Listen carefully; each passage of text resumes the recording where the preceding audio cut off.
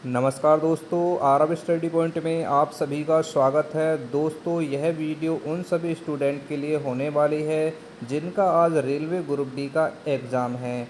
दोस्तों, इस वीडियो में लगभग 20 से 25 क्वेश्चन लिए गए हैं और सभी के सभी क्वेश्चन आपकी परीक्षा के लिए बहुत ही इम्पोर्टेंट होने वाले हैं। आपको बता दें, वीडियो में नॉर्मल क्वेश्चन आपको देखने को मिलेंगे, तो वीडियो पर बने रहें और वीडियो को अंत तक ज़रूर देखिए। तो आपको बता दें, इस वीडियो में नॉर्मल क्वेश्चनों को लेने का कारण यही है कि स्टूडेंट का इस वीडियो देखने के बाद कॉन्फिडेंस बढ़ सके और वो एग्ज़ाम में अच्छे से अच्छे क्वेश्चनों को कर पाएँ। तो देखिए, पहला क्वेश्चन क्या है। पहला क्वेश्चन है, यदि किसी संख्या का 25% 80 है तो उस संख्या का 40% कितना होगा। तो सबसे पहले हमें वो संख्या निकालनी है जो 100% है। तो देखिए, आपको पता है कि जब 25% का मान कितना दे रखा है, यहाँ पर 80 दे रखा है और 100% निकालने के लिए हम क्या करेंगे। तो देखिए, यहाँ पर 4 से गुणा कर दो और 80 में 4 से गुणा कर दो। तो देखिए, 25 का जब 4 में मल्टीप्लाई करेंगे तो कितना हो जाएगा, ये 100 हो जाएगा, 100% हो गया। और ये 80 की 4 में गुणा करेंगे तो कितना हो जाएगा, 320। यानी कि वो संख्या कितनी थी, 320। अब आगे बोला है कि इस संख्या का 40% कितना होगा। तो 320 का हम कितना निकाल देंगे, 40%। तो 40 और नीचे कितना हो जाएगा, 100 से हो जाएगा डिवाइड। ठीक है, तो ऊपर की 2 जीरो से नीचे की 2 जीरो काट देंगे और 32 की 4 में गुणा करेंगे तो कितना हो जाएगा, 4 दूनी 8, 4 तिया 12। यानी कि कितना निकल के आ गया, 320 का 40% कितना निकल के आ गया, 180। तो ऑप्शन सी हो जाएगा आपके क्वेश्चन का राइट आंसर। देखिए फ्रेंड्स, आपको बता दें, इस वीडियो में सभी क्वेश्चन नॉर्मल लिए गए हैं जिससे देखने के बाद आपका कॉन्फिडेंस अच्छा हो सकेगा, क्योंकि एग्ज़ाम के टाइम पर हार्ड लेवल के क्वेश्चन कराने से कोई फ़ायदा नहीं है, इससे स्टूडेंट डिमोटिवेट हो जाते हैं। ठीक है, तो वीडियो पर बने रहिए। देखिए, अगला क्वेश्चन क्या है। अगले क्वेश्चन में बोला है कि 120 और 80 का एचसीएफ कितना होगा। तो संख्या कितनी कितनी दे रखी है हमारी, 120 और 180। तो देखिए, एचसीएफ कैसे निकालेंगे। जब भी हमें कोई संख्या दे रखे होंगे तो ऐसी संख्या देखिए, बड़ी से बड़ी संख्या जो इन दोनों संख्याओं को काट सके। तो सबसे बड़ी संख्या कौन सी हो सकती है। तो देखिए, इन विकल्पों को देख लीजिए, 30 से दोनों संख्या कट जाएंगी। ठीक है, अब ये देखिए, 30 से आगे कोई ऐसी संख्या है जो इन दोनों संख्याओं को काट दे। तो देखिए, 30 से अगली संख्या कितनी है, 60। 60 एक ऐसी संख्या है जो इन दोनों को काट देगी। ठीक है, 60 से 120 भी कट जाएगा 2 बार और ये 180 भी कट जाएगा 3 बार। ठीक है, तो हमें पता चल गया कि 60 है यहाँ पर एचसीएफ, क्योंकि देखिए 60 से अगली संख्या कितनी है, 90। 90 से 120 नहीं कटेगा और 180 नहीं कटेगा। ठीक है, और 120 से केवल 180 तो 120 तो कटेगा, 180 नहीं कट सकता। इसलिए इस क्वेश्चन का जो आंसर कितना हो जाएगा, ऑप्शन बी 60। ठीक है, अगर विकल्प से आपको चेक करना है तो इस प्रकार हम चेक करेंगे। ठीक है, आगे बढ़ते हैं अगले क्वेश्चन की तरफ। देखिए, अगला क्वेश्चन में बोला है कि किसी वस्तु को 20% लाभ पर बेचने पर विक्रय मूल्य कितना हो जाता है, 600 रुपये। तो क्रय मूल्य क्या होगा। आपको बता दें, जब भी क्रय मूल्य आपसे पूछा जाए तो जो भी आपका विक्रय मूल्य दे रखा होगा उसमें प्रतिशत दे रखा, प्रतिशत में लाभ दे रखा हो या हानि दे रखी हो, उसकी उल्टी मल्टीप्लाई कर देंगे। ठीक है, तो देखिए यहाँ पर विक्रय मूल्य कितना दे रखा है, 600 रुपये। ठीक है, विक्रय मूल्य हमें कितना दे रखा है, 600 रुपये। मैंने बताया था जो भी आपका यहाँ पे लाभ दे रखा हो या हानि दे रखी हो उसकी कर देंगे उल्टी मल्टीप्लाई। यानी कि कितना हो जाएगा, 100। लाभ दे रखा है तो 100 में जोड़ कर लिख दो तो कितना हो जाएगा, ये 120। ठीक है, सोल्व करेंगे, आपका आंसर निकल कर आ जाएगा। तो देखिए, एक जीरो से यहाँ पर एक जीरो कट गई और 12 से 60 कितनी बार कट जाएगा, ये 5 बार जीरो लगा दो। 50 की 10 में गुणा करेंगे तो कितना हो जाएगा, 500। क्या निकल कर आ गया, ये आपका सीपी, यानी कि ये आपका निकल कर आ गया क्रय मूल्य। तो आंसर कितना हो जाएगा आपका, 500। ऑप्शन भी हो जाएगा आपके इस क्वेश्चन का राइट आंसर। तो फ्रेंड्स, पढ़ाने का तरीका आपको कैसा लग रहा है, कमेंट बॉक्स में अवश्य बताना है। आगे देख लीजिए, आपका टाइम और वर्क से संबंधित क्वेश्चन है। यहाँ पर बोला है कि यदि 12 आदमी किसी कार्य को 10 दिन में कर सकते हैं तो 8 आदमी वही काम कितने दिन में करेंगे। ठीक है, तो देखिए इस क्वेश्चन को करने का आसान तरीका है और सेकंड में ऐसे क्वेश्चनों को आप हल कर देंगे। तो जब भी आपसे बोले कि 12 आदमी किसी कार्य को कितने दिन में कर रहे हैं, 10 दिन में, ठीक है, और 8 आदमी से काम कराना है तो 8 से नीचे कर दो यहाँ पर डिवाइड। इसका मतलब है ऊपर की जो संख्या दे रखी है उनकी मल्टीप्लाई और नीचे जो संख्या है उससे करना है हमें डिवाइड। ठीक है, तो देखिए कितनी बार चला जाएगा ये 10, 2 से काटेंगे 5 बार, 2 से काटेंगे 8 को तो 4 बार कट जाएगा, 4 से 12 को काटेंगे तो कितनी बार कट गए, 3 बार। ऊपर की संख्याओं की आपस में गुणा करनी है तो 5 की 3 में गुणा करेंगे तो कितना हो जाएगा, 15। तो 8 आदमी वही काम कितने दिन में कर देंगे, 15 दिन में। तो ऑप्शन हो जाएगा आपका सी राइट आंसर। ठीक है, देखिए अगला क्वेश्चन। अगला क्वेश्चन है कि 720 को 3:5 के अनुपात में बांटा जाए तो बड़ा भाग कितना होगा। आपको बता दें फ्रेंड्स, इस प्रकार का क्वेश्चन आपका रेलवे ग्रुप डी की परीक्षा में पूछा जा रहा है। ठीक है, तो देखिए यहाँ पर संख्या कितनी दे रखी है, 720। ठीक है, 720 रुपये दे रखे हैं और कितने अनुपात में बांटना है, 3:5 में।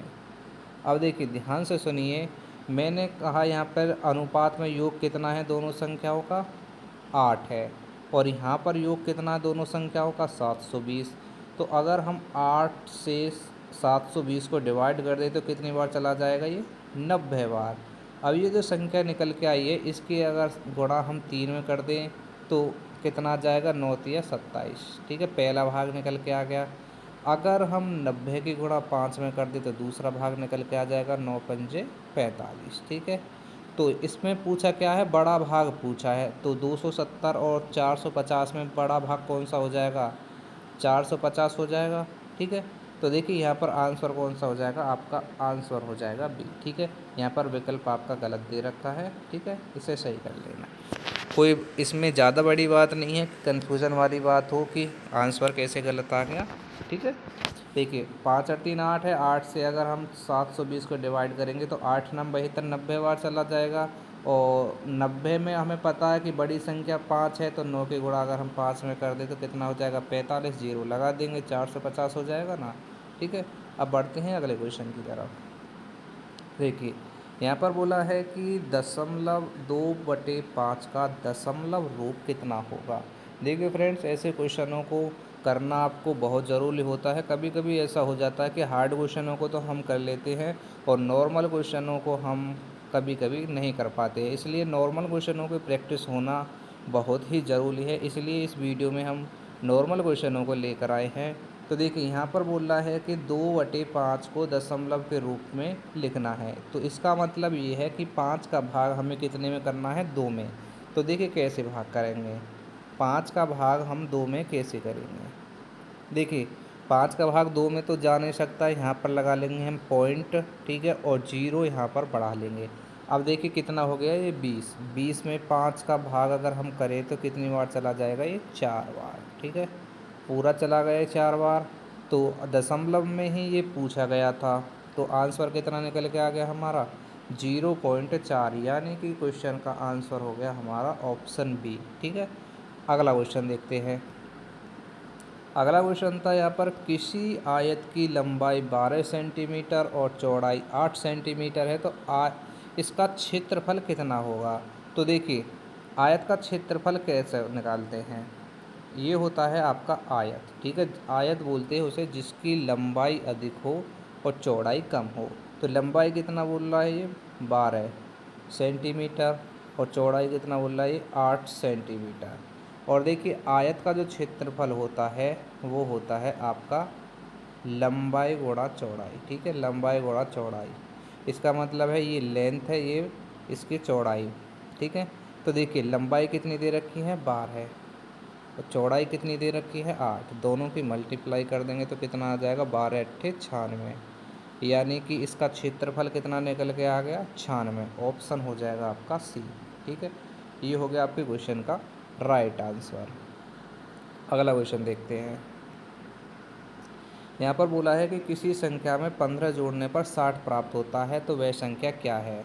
तो देखिए बहुत ही नॉर्मल क्वेश्चन है, ऐसे क्वेश्चनों को मेरा तो कहना ये है कि विकल्प उठाकर करेंगे तो बहुत ही जल्दी ये क्वेश्चन आपका हल हो जाएगा। तो देखिए यहाँ पर 60 प्राप्त करने के लिए कितना 15 जोड़ना है, तो 60 में से अगर ऐसे कर लो, 60 में से अगर हम 15 को घटा देंगे तो वो संख्या निकल के आ जाएगी, कितनी आ गई 45। ठीक है, तो आंसर कितना हो गया आपका 45। या फिर विकल्प उठाकर देख लीजिए, 45 में अगर हम 15 जोड़ दें तो 60 आना चाहिए। ठीक है, तो 45 और 15 कितना होगा 60। तो ऐसे क्वेश्चन जब भी आपको आए तो विकल्प के अनुसार क्वेश्चनों को हल करना है। तो ऑप्शन हो गया आपका सी। ठीक है, इस क्वेश्चन ऐसे क्वेश्चनों को कराने का मकसद सिर्फ हमारा यही है कि नॉर्मल क्वेश्चनों को आप बिल्कुल भी गलत कर नहीं आए। ठीक है, देखिए अगला क्वेश्चन देख लीजिए। यहाँ पर बोला है कि यदि किसी वस्तु पर 10% छूट देने पर मूल्य 900 हो जाता है तो अंकित मूल्य क्या होगा। तो देखिए अगर आपसे अंकित मूल्य पूछे या क्रय मूल्य पूछे, जो भी आपकी संख्या दे रखी है उसमें क्या करना है, छूट दे रखी है तो भी उसमें उल्टी मल्टीप्लाई कर दो, लाभ दे रखा है तो भी उल्टी मल्टीप्लाई कर दो। तो देखिए कितना दे रखा है मूल्य 900 रुपये। ठीक है, पीछे की तरफ जाना है, अंकित मूल्य निकालने के लिए हम पीछे की तरफ जाते हैं तो 100 ऊपर आ जाएगा और छूट कितने की है 10 की, तो 100 में से 10 को घटा देंगे तो कितना हो जाएगा 90। तो 90 से 900 कितनी बार कट गया ये 10 बार, और 10 की गुणा 100 में कर देंगे तो कितना हो जाएगा 1000। ठीक है, यानी कि उसका जो अंकित मूल्य था वो कितना था, वो था 1000 रुपये। ठीक है, ये है इस क्वेश्चन का राइट आंसर। अब बढ़ते हैं अगले क्वेश्चन की तरफ। यहाँ पर पूछा गया है कि 144 का वर्गमूल क्या है। तो देखिए अगर आपसे वर्गमूल निकालने के लिए पूछे तो अगर छोटी संख्या दे रखी है तो देखिए यहाँ पर 144 का हमें वर्गमूल निकालना है। वर्गमूल का मतलब ये है कि एक संख्या ऐसी लो जिसके गुणा 2 बार करने पर 144 आ जाए। तो देखिए 12 ही एक ऐसी संख्या है जिसकी 2 बार अगर हम आपस में गुणा कर दें तो कितना आ जाएगा 144। ठीक है, तो 12 की गुणा अगर हम 12 में करें तो 144 आना चाहिए, वही इस संख्या का वर्गमूल होगा। तो देखिए अगर हम 10 की गुणा अगर हम 10 में कर दें तो कितना हो जाएगा 100 हो जाएगा, और हमें लाना कितना है 144। तो ये विकल्प आपका गलत हो गया। 11 की गुणा अगर हम 11 में कर दें तो कितना हो जाएगा 121, तो भी 144 नहीं आया, तो विकल्प भी गलत हो गया। अब देखिए 12 की गुणा अगर हम 12 में कर दें तो कितना हो जाएगा 144, और यही हम से सवाल में पूछा है, तो ऑप्शन हो गया आपका सी राइट आंसर। ठीक है, अब बढ़ते हैं अगले क्वेश्चन की तरफ। ठीक है, आपको बता दिया वर्गमूल किस प्रकार निकालना है। सेम संख्या लेनी है और उसकी 2 बार गुणा करने पर जो भी संख्या आपकी दे रखी है अगर वो संख्या आ जाती है तो वही इस संख्या का वर्गमूल होगा। आगे देखिए अगला क्वेश्चन। यहाँ पर बोला है, देखिए ये अनुपात समानुपात वाले क्वेश्चन हैं और ये आपके रेलवे ग्रुप डी की परीक्षा में डेली शिफ्टों में पूछे जा रहे हैं। यहाँ पर बोला है 5:7। इसका मतलब है अनुपात को हम क्या लिख सकते हैं, भिन्न के रूप में लिख सकते हैं। और यहाँ पर जो क्वेश्चन मार्क दे रखा है इसे ऐसे लिख दो, और नीचे दे रखा है 49। इसमें क्वेश्चन मार्क का स्थान आपको निकालना है। तो देखिए बराबर में नीचे वाली संख्या आपस में कट जाती है, तो 7 से 49 कितनी बार कट जाएगा ये 7 बार। और बराबर में क्या करते हैं तिरछी मल्टीप्लाई कर देते, तो 5 की अगर 7 में गुणा कर देते तो कितना हो जाएगा 35। तो ये आ जाएगा आपके क्वेश्चन मार्क का मान, तो 35 हो जाएगा इस क्वेश्चन का राइट आंसर। अगला क्वेश्चन देखिए। अगला क्वेश्चन है, यदि किसी संख्या का 3 गुना 81 हो तो वो संख्या क्या है। मान के चलिए वो संख्या x थी और इसका 3 गुना कितना हो गया 81, तो x का मान कितना निकल के आ जाएगा। अगर इधर की तरफ कोई संख्या मल्टीप्लाई में है तो बराबर में जाने पर वो संख्या क्या हो जाएगी भाग में, यानी कि 3 का भाग अगर 81 में कर दे तो संख्या कितनी निकल के आ जाएगी 27। तो आंसर हो जाएगा आपका ऑप्शन सी राइट आंसर। ठीक है, अगला क्वेश्चन देखिए। बढ़ते हैं अगले क्वेश्चन की तरफ। यहाँ पर देखिए क्वेश्चन दिया गया है, नॉर्मल क्वेश्चन है, और आपको बता दें देखिए ये रेलवे ग्रुप डी, और मैंने देखा अक्सर ऐसे क्वेश्चन आपके यूपी पुलिस की परीक्षा में बहुत ही पूछे जाते हैं। यहाँ पर दे रखा है 1/4 + 1/8 नॉर्मल क्वेश्चन है। तो देखिए कैसे करेंगे, अगर आपका भिन्न में हर अलग अलग दे रखे हो तो दोनों संख्याओं का हर का निकालेंगे हम एलसीएम। एलसीएम वो संख्या होती है जो दी गई संख्याओं से कट जाए। तो 4 और 8 से कौन सी संख्या कट सकती है? 8 कट जाएगी। तो यही हमारा क्या निकल के आ गया? एलसीएम निकल के आ गया। तो अब देखिए कैसे करें। 4 का भाग अगर हम 8 में करें तो कितनी बार जाएगा? 2 बार। और 2 की गुणा 1 में कर दो ऊपर वाली संख्या में, ठीक है। तो कितना हो जाएगा? 2। फिर उसी प्रकार 8 का भाग हम 8 में करेंगे, कितनी बार गया? 1। और 1 की इस वाली संख्या में गुणा करेंगे तो कितना होगा? 1, ठीक है। ये बात ध्यान रखनी है। तो कितना होगा? ऊपर वाली संख्याओं को आपस में जोड़ दो, 3, और नीचे कितना हो गया? 8। अब ये हो जाएगा आपके क्वेश्चन का राइट आंसर ऑप्शन बी, ठीक है। देखिए क्वेश्चनों को मैं उस तरीक़ा से करा रहा हूँ, बेसिक तरीक़ा से, तो जो भी स्टूडेंट आपका शुरू में तैयारी कर रहा है वो भी आसान तरीके से इन क्वेश्चनों को सीख पाएगा, ठीक है। और जो स्टूडेंट आप रेगुलर तैयारी कर रहे हैं उनके लिए तो ये बहुत ही आसान क्वेश्चन है, लेकिन सभी स्टूडेंटों को बराबर लेकर चलना है। आगे देखिए अगला क्वेश्चन आपका, ये समय दूरी से संबंधित क्वेश्चन है। यहाँ पर बोला है 60 किलोमीटर प्रति घंटा की गति से चलने वाली गाड़ी 2 घंटे में कितनी दूरी तय करेगी। तो देखिए आपको बता दें, दूरी निकालने का जो सूत्र होता है वो होता है चाल गुणा समय। चाल गुणा समय, ठीक है। ये होता है आपका दूरी निकालने का सूत्र। तो देखिए चाल कितनी दे रखी है? 60। समय कितना दे रखा है? 2। तो 60 की अगर 2 में गुणा करें तो कितना हो जाएगा? 120, ठीक है। तो आपकी ये किलोमीटर में दूरी निकल कर आ जाएगी। आपका आंसर हो जाएगा ऑप्शन सी, ठीक है। अब देखते हैं अगला क्वेश्चन। क्वेश्चन नंबर 15 देखिए, प्रतिशत से संबंधित क्वेश्चन है और यहाँ पर बोला है 15% ऑफ 200। इसका मतलब है कि 200 का 15% आपको निकालना है। का मतलब क्या कर देंगे? गुणा। 15% निकाल दो, 15/100। 100 से 200 कितनी बार कट गया? 2 बार। और 15 की गुणा अगर हम 2 में करें तो कितना हो जाएगा? 30। ये हो जाएगा आपके क्वेश्चन का राइट आंसर। और देखिए फ्रेंड्स, मैं आपको एक बार फिर से बता देता हूँ, अगर कोई भी स्टूडेंट अगर ये कमेंट कर रहे हैं कि ऐसे क्वेश्चन एग्ज़ाम में नहीं आते, तो मैंने आपको वीडियो के स्टार्टिंग में ही यही बोला है कि इन क्वेश्चनों को कराने का मकसद सिर्फ यही है कि आपका कॉन्फिडेंस बढ़ सके। जिन स्टूडेंट का आज एग्ज़ाम है वो डीमोटिवेट नहीं हो, क्योंकि अगर क्वेश्चन इसमें हार्ड लेवल के करा दिए जाएँ और अगर आप पर वो क्वेश्चन नहीं आए तो मैं कह रहा हूँ कि आपका एग्ज़ाम अच्छा नहीं जाएगा, ठीक है। इसलिए हमने यहाँ पर नॉर्मल क्वेश्चन करे हैं, आपका कॉन्फिडेंस बढ़ेगा और आप अच्छे तरीके से एग्ज़ाम को कर पाएंगे, ठीक है। इसलिए हमने यहाँ पर इजी क्वेश्चनों को इस वीडियो में जोड़ा है। आगे देखिए अगला क्वेश्चन। अगला क्वेश्चन ये है कि यदि यहाँ पर किसी त्रिभुज का आधार कितना दे रखा है? 10 सेंटीमीटर और ऊंचाई दे रखी है 6 सेंटीमीटर, तो क्षेत्रफल कितना होगा? देखिए यहाँ पर जब भी आपको आधार और ऊंचाई दे रखी हो तो इसका मतलब ये है कि वो आपका समकोण त्रिभुज है, ठीक है। देखिए आधार कितना दे रखा है? 10। ऊंचाई कितनी दे रखी है? 6। तो समकोण त्रिभुज का जो क्षेत्रफल है वो होता है 1/2 आधार गुणा ऊंचाई, ठीक है। आधार गुणा ऊंचाई, ठीक है। तो देखिए दोनों चीज़ इसमें दे रखी हैं। 1 मिनट यहाँ पर दोबारा देख लीजिए, यहाँ पर क्या बताया था मैंने? ये था आधार 10, ऊंचाई कितनी थी? 6। और क्षेत्रफल निकालने के लिए क्या सूत्र बताया था? 1/2 आधार गुणा ऊंचाई। आधार गुणा ऊंचाई, ठीक है। तो आधार यहाँ पर आप सूत्र में रख दो, 1/2 आधार कितना दे रखा है? ये 10 है। और ऊंचाई कितनी है? 6। तो 2 से 10 कितनी बार कट जाएगा? ये 5 बार। और 5 की गुणा अगर हम 6 में कर दें तो कितना हो जाएगा? 30। तो ये हो जाएगा आपके क्वेश्चन का आंसर। ऑप्शन देखिए कौन सा सही है? ऑप्शन आपके बी में दे रखा है 30, ठीक है। तो ये हो जाएगा आपके क्वेश्चन का आंसर। आगे बढ़ते हैं अगले क्वेश्चन की तरफ। देखिए अगला क्वेश्चन है, यहाँ पर बोला है कि 3 का स्क्वायर प्लस 4 का स्क्वायर कितना होगा। देखिए इसका मतलब ये है 3 का स्क्वायर प्लस 4 का स्क्वायर, इसको जोड़ना है। तो 3 का स्क्वायर का मतलब है 3 की 2 बार गुणा कर दो, तो 3 की 3 में गुणा करेंगे तो कितना हो जाएगा? 9। 4 की 4 में गुणा करेंगे तो कितना हो जाएगा? 16। दोनों को जोड़ दो, कितना हो जाएगा? 25, ठीक है। आंसर हो गया आपका ऑप्शन डी, ठीक है। आगे देखते हैं अगला क्वेश्चन।